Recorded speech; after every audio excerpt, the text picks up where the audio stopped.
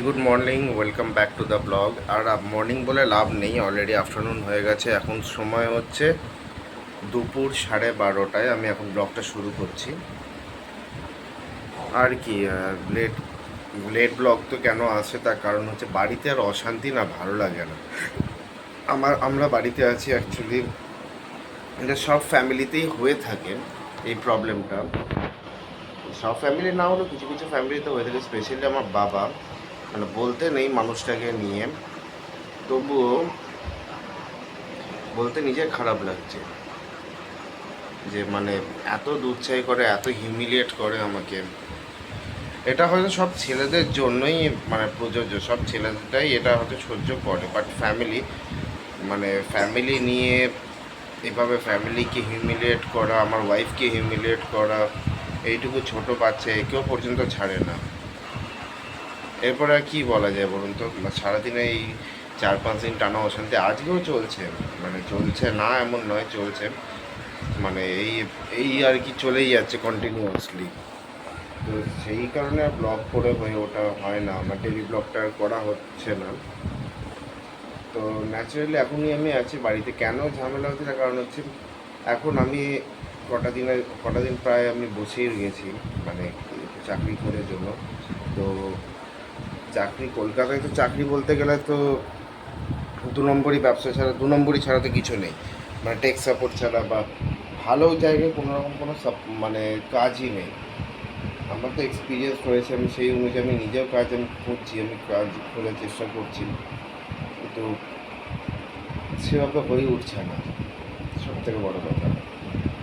আর এই কারণেই বাড়িতে মারাত্মক রকমের অশান্তি চলছে, মানে চরম অশান্তি।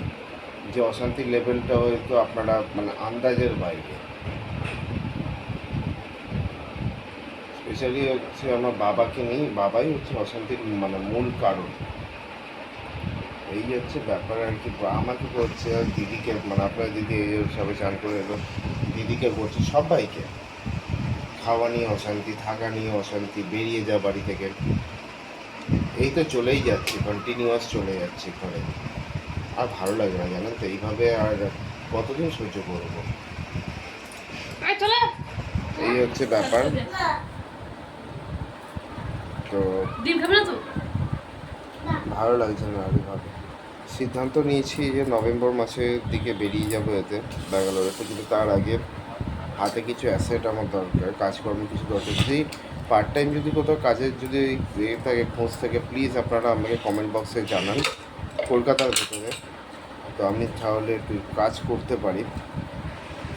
তো অসুবিধা, দেখুন মানুষ মাত্র অসুবিধা আছে। আমার স্যালারি নিয়ে কোনো রকম কোনো ইস্যু নেই, আমার যা এক্সপিরিয়েন্স আছে হয়তো ঠিক আছে, এক্সপিরিয়েন্সটা সাইডে থাক, আমি পার্ট টাইম কোনো রকম কোনো একটা কাজ করি, এটাও একটা আমার চিন্তাধারা মাথার মধ্যে রয়েছে। কিন্তু এইভাবে পারা যায় না, কারণ সামনে মাসে পুজো, অক্টোবরে মানে পুজো মানে কি, অক্টোবরে দুর্গা পুজো, লক্ষ্মী পুজো, কালী পুজো সব এক মাসে।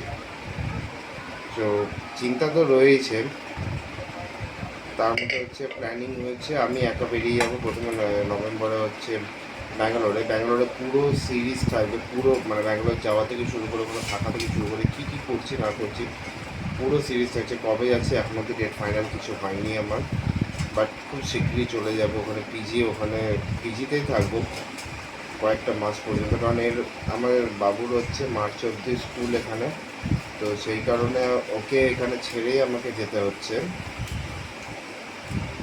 তো এই হলো গিয়ে ব্যাপার আর কি। আপাতত ভালো লাগছে না। আর এদিকে মানে তিলোত্তমা কাণ্ডটা তো চলছে, ডক্টর মমিতা দেবনাথের কাণ্ডটা তো চলছেই। তার কোনো আউটপুট আসবে বলে আমার মনে হয় না, কারণ যেভাবে একদম স্লো হয়ে গেছে, তার কোনো আউটপুট আসবে বলে আমার কিন্তু মনে হয় না। কোনো সিবিআই বলুন বা পুলিশ বলুন, সরকার বলুন, কারোর ওপরই না আর ঠিক ভরসা করা যাচ্ছে না। মানে কাকে ধরতে কাকে ছাড়ছে এরকম, মানে কোনো ঠিক ঠিকানা নেই। যাই হোক, নিজেদের অশান্তি তো চলছেই, আর কি বলা যাবে এখানে। মানিটারি প্রবলেম, হ্যাঁ মানিটারি প্রবলেম থাকে, বাট একটা কথা হচ্ছে আমি যদি সেই লেভেলে যদি আমি চাকরিটা যদি না পাই তাহলে আমি কী করবো? সঙ্গে থাকো, দেখা হচ্ছে, ভালো লাগছে না কিছু। এখন বাবুকে খাওয়ানো চলছে এখানে, এখন আপাতত খাওয়ানো চলছে। এইটাই হচ্ছে আমার ঘর। বিছানা কি অবস্থা করে রেখেছে দেখুন। এ হচ্ছে আমার সব এই ছোটো বাবুর কাজ। আজকে বাবু কি খাচ্ছে?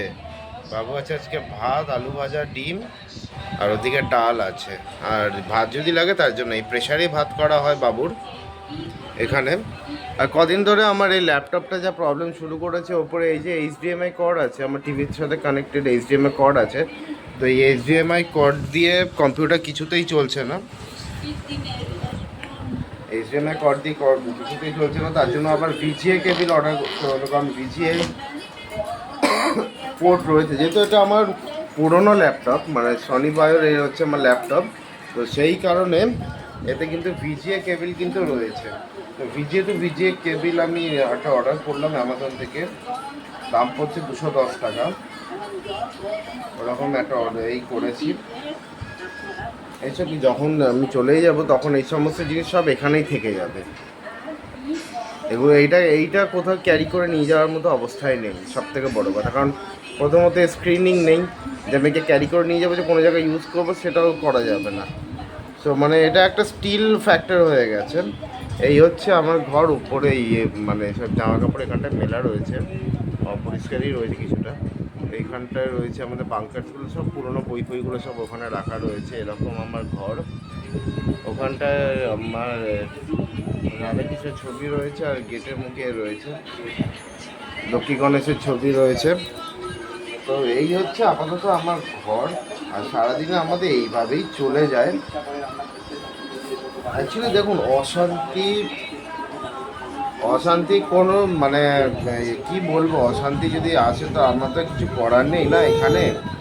তো অশান্তি যদি কেউ নিজে থেকে যেচে করতে চায়, কারণ এই বাবার জন্য কিন্তু আমার লাইফে কোনো রকম কোনো বন্ধু নেই।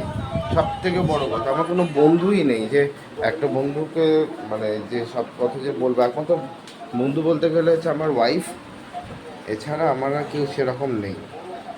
আর একটা বন্ধু আছে তন্ময় বলে, ভিডিওতে কোনোদিন তাকে আনিনি, পরে সময় পেলে নিয়ে আসবো। তার সাথেও সে ফোন করেছে, তার সাথেও আজকে চরম দুর্ব্যবহার করবে, চরম দুর্ব্যবহার। এই হচ্ছে কথা। ঠিক আছে, চলুন আজকের ভিডিওটা এইটুকুনি, আবার পরে